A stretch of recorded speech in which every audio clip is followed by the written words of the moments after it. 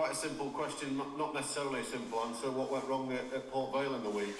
I just think we were really, really poor, Ox, to be honest. I think before the game I was saying one of our poorest performances this season has been against Port Vale in the league, and we can add that to the catalogue as well against Port Vale this season. So really, really poor day. Watching it back, no intensity, no energy. I think over the last 3-4 games we've had that in abundance, really, and we were just flat on the night. Credit to them, they were really good as well, took their chances, played some good stuff, and the most disappointing thing for me was, I wanted to have the team have a professional performance, the right mentality towards the game, whether it's a league game or in front of 250 fans or whatever it was. I wanted to see the same attitude from league games to cup games, and that just wasn't there. So yeah, I was pretty disappointed with that. Is it especially disappointing given the strength of the team that you put out, the fact that you've talked about having a decent run in the competition? Have you managed to work out kind of why it happened? No, I think it looked like a strong team on paper because we're trying to manage minutes between the group and between the two cup games. I wanted to give people some minutes on Tuesday and then have a decent break maybe until the following league game, which is the following Tuesday. We had a busy 2 weeks now, obviously off the back of the Port Vale game, and we're not blessed with the biggest of squads, so I needed to spread minutes. So it looked like a strong team, obviously on paper on Tuesday. Whether I changed more bodies or I didn't, we would have been prepared in the right way. Lads had all the detail, the lads had all the clarity. We just came flat on the night. So yeah, that was disappointing. What have the players said afterwards? Have you seen the right kind of response and reaction to it? Yeah, well, look, we were off yesterday, and then we're going to have a meeting at 10 o'clock and let them know how I felt about it and go through clips, just like analysing any other game. I don't want to see that performance or that intensity anytime soon again, and I expect a reaction off the group. There'll be changes again at the weekend, because we got a busy week. We play Saturday, Tuesday, Saturday, so I look forward to seeing the response from the group off the back of that. Mark Roberts went off injured late on. What's the prognosis with him? Yeah, he's obviously been in the last couple of days and just being assessed. It's not as bad as kind of, not that everyone feared that he got took off in a stretcher, but obviously that you think that would have summed up the night pretty finely, really. So I think he's recovered a lot better than what we kind of expected, and we're hoping over the next couple of days that he can keep improving and it won't be anything long term. He definitely won't be available for the weekend, and he wasn't going to be available anywhere. I wasn't going to play him because he needed that rest after Tuesday anyway. But fingers crossed, come Lincoln, he'll be in the mix for it. That's what we're hoping for. What's the nature of the injury, Conor? Just a groin issue, really. He just felt it on his sprint back for the third goal, and he didn't feel anything pop. He just felt like a little bit of a strain, a little bit of a soreness in there, and we don't think that it's a huge a grade which is going to keep him out for 4 to 6 weeks. We're hoping that if he continues in the right way and over the next couple of days, that it's just going to settle down nicely. Have you got any other kind of injury issues? How much are you going to take the Lincoln game into account for Tuesday, all that kind of stuff? Other injuries, Nathan Albetta wasn't obviously involved on Tuesday against Port Vale. He picked up something in training a couple of days before the Port Vale game, so he was being assessed. Will he be okay for Saturday? Probably not. So he's another one to the injury list. Other than that, really, we're okay. Josh Earl will still miss Saturday, but we're hoping that he'll be okay for Lincoln. So look, the squad selection and the team selection on Saturday will definitely have a thought process of Lincoln and Leyton Orient for sure. We know that the 2 league games Tuesday, Saturday are really, really important. Not to say that Saturday isn't, by the way. We still want a reaction from Tuesday without a doubt, but there will be a team selected for the thought process of the next 2 games. Fabio Jello back for the 21s, back scoring. That's got to be good news for everyone concerned at the club. Yeah, real positive. Really good to see him out there and get a goal. I watched the minutes that he played in the first 45 before travelling to the Port Vale game. Look, we still feel like he's a little bit off. We're going to give him as many minutes now as we can moving forward, in terms of whether that's 21's games or whether that's Saturday's cup game, because I know what he can give the group.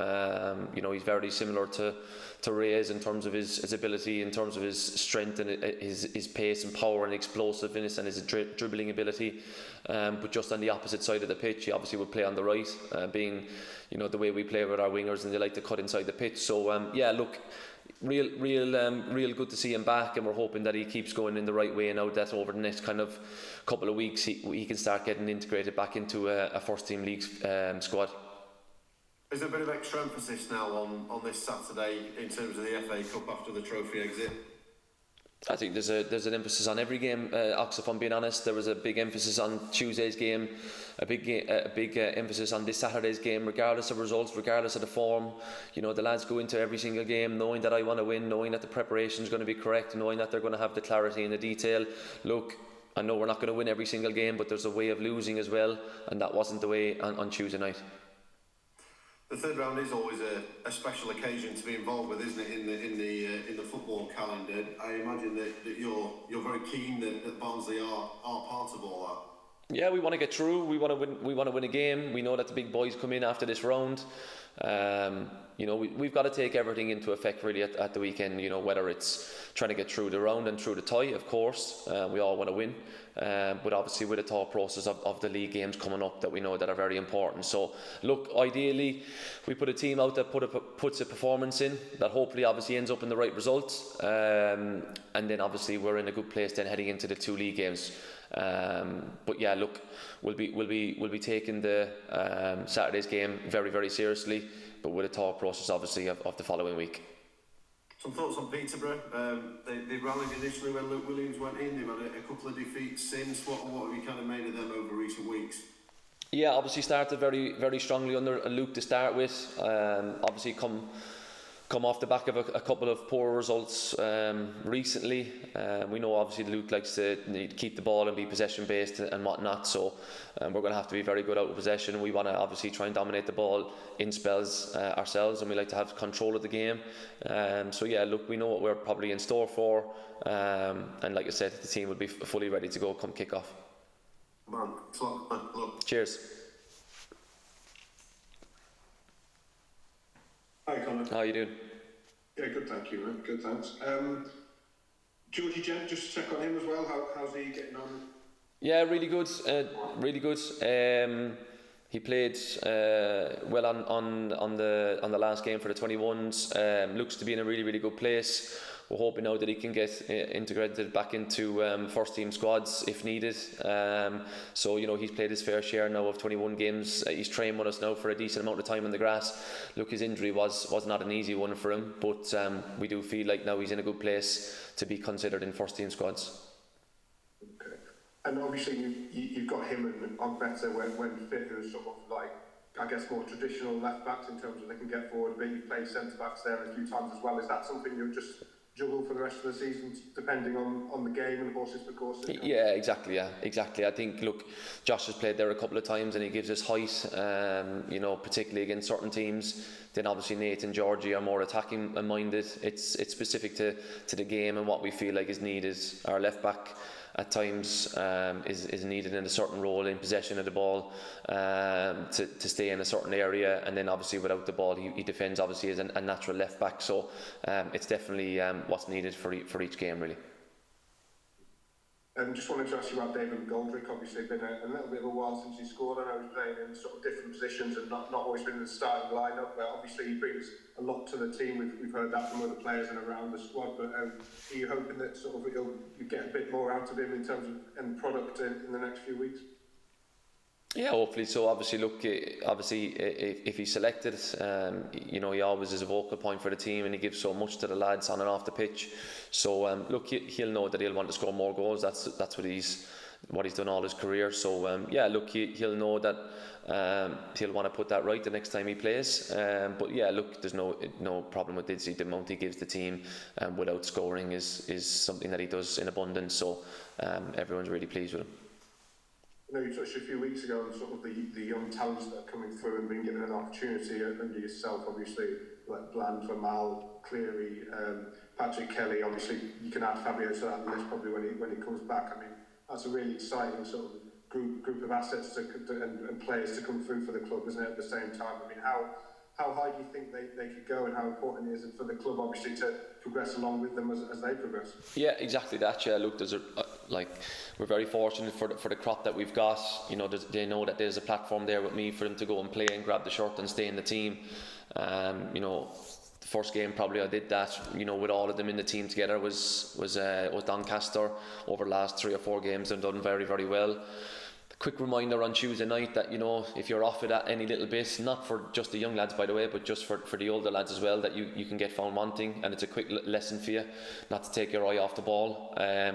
Hopefully Fabio can come into that equation very, very quickly for us. He'd add to that group of players in terms of quality and his qualities that he's got. You know, his dribbling, and he's a 1v1 specialist, and he takes players on and gets people off their seat. So similar to Reyes on the opposite side. So we're very, very fortunate with the players that we have in terms of, you know, youngsters and growing in their careers. Very refreshing for me as a head coach to develop them, because they all want to improve. They're all great lads over anything else. They all want to, you know, progress and move forward with their careers and keep improving. So yeah, it's great to have a really good, exciting young crop of players coming through together, and hopefully we can add to that group as well moving forward. Obviously that will inevitably come with interest from other clubs at some point. But do you feel at the moment, and the club agrees with you, that obviously Barnsley, you're going to say this, and Barnsley is the best place for them to develop a lot longer than, you know, just a short time? You want them here for a while. Yeah, obviously, look, I think it is for the time being. They don't want to jump ship too early. Look, there's a platform here for them to play, to keep developing. You know, they know what I want out of them. They know they're going to play if they keep playing well. If they don't, they'll be out with the team. You know, they bring energy and intensity to the game that I really, really like.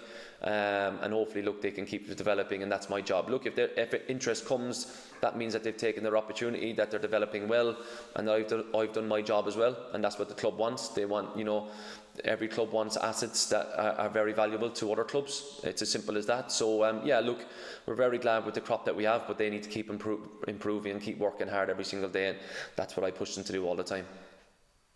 Obviously, it's coming 3 weeks or 4 weeks until the January transfer window, but I know you answered a few questions about it last week. But in terms of who, obviously, Ladan Sormez in September, I think obviously you played a big role in recruitment, John Flatman, the recruitment department, and obviously the owners. Is that the team that you expect to take it into January, or do you expect him potentially someone else to come in before the January transfer window? No, all fine. Just as it is really, between myself, John, the owners, you know, the input of coaches and data and all that is all very much there. There's been a couple of meetings over the last couple of weeks.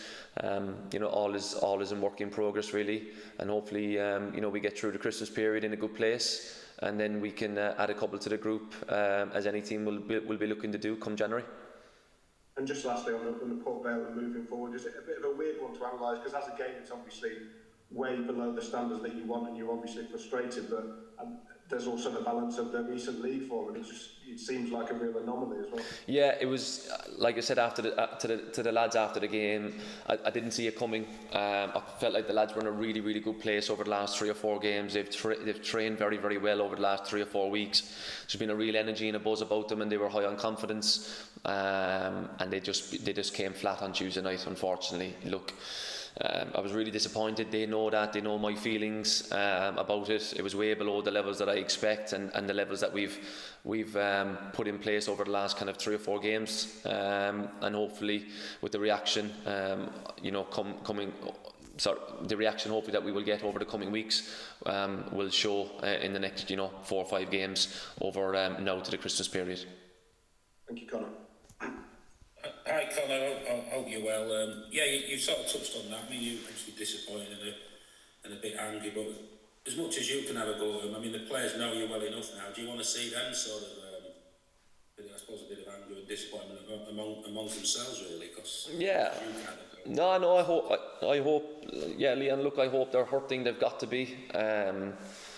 You know, them suffering at the end of the game with 10 men and Robbo going off, you know, I was quite glad of it, to be honest. They deserved to suffer. I didn't think they were anywhere near what I expected them. You know, at times, you know, you suffer in games and it's not nice to be out on that pitch when a team has got the you know, the leg over on you, let's say, and I hope they hold on to that feeling and they don't want to experience it again, because it's not nice as a player when you're out there and you're down to 10 men for certain reasons and, you know, a team is on top of you, yeah, I hope they hang on to that feeling and use it as motivation moving forward. There's quite a lot of them. I remember roughly this time last year you had that disappointing result against Leyton Orient and the response was really good. You know, that, I suppose, you know, doing that again, isn't it, really? You had that disappointment and you got on a good run and they've got to do that again. Yeah, look, I think that's a long time ago. Different manager, different group, different players. You know, I feel like the players now are in, you know, are in a good place. We've got a culture and environment now that when we, you know, go through a little bit of a not nice result or a little bit of a bad patch, we still feel like the lads are always in a decent place. That the atmosphere and the buzz around the place is still good. There's no doom and gloom. I quite come in today with the right energy and, you know, get ready to go back to work. So yeah, look, different times, but I still expect a good reaction from the group that we have. You produced some quite a bit of encouragement since coming in, but this sort of next block of games before the end of the year, that will sort of define your year a little bit, won't it? You know, if you can sort of, you know, do well and, you know, you can think things are on track, you're moving the club forward, but then, you know, if you have a bad one, you might have, you know, it's a bit more of a negative slant, isn't it? Yeah, I do think from now really, I know obviously the cup game at the weekend and then the league game start again come Tuesday. I do think between now and the new year, it's a really important period for us. Look, every team will be saying the same, but I do feel like it's an important period for us now to really kind of see where we're really at as a team and as a squad and as a club.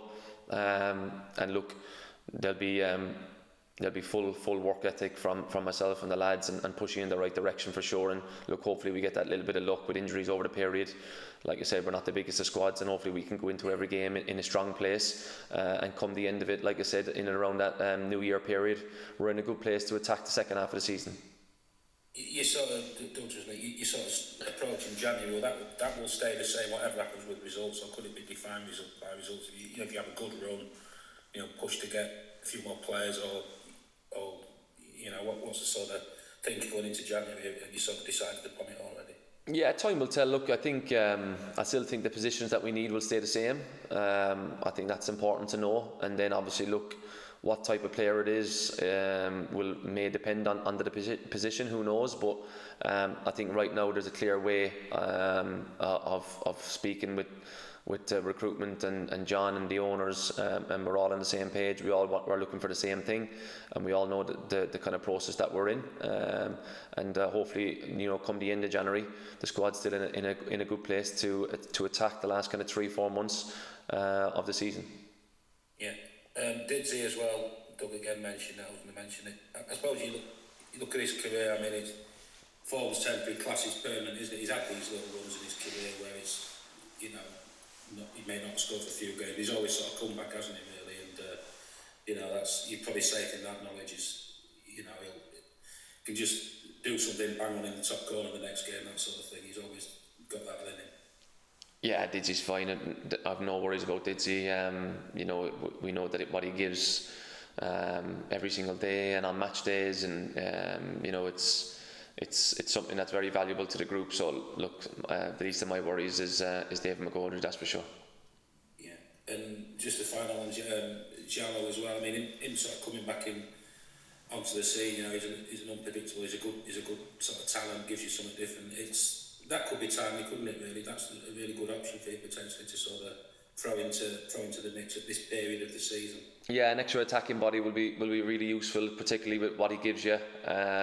He'll frighten defenders with his, you know, dribbling ability. And yeah, look, we're hoping that he stays fit now and stays on the right road in terms of gets that little bit of luck and no more major injuries, and he can stay fit, and we'll try and manage him in the right way. He knows obviously that I've got his full backing, because you know how good he was for me at the end of last year before he got that injury, and we really hope now that he can come back, hit the ground running, and be like a new signing for the group, really. You must be looking forward to working with him over a sustained period. You just had a bit of him, then he came out, and you know, that must sort of excite. You can do it over a period of time.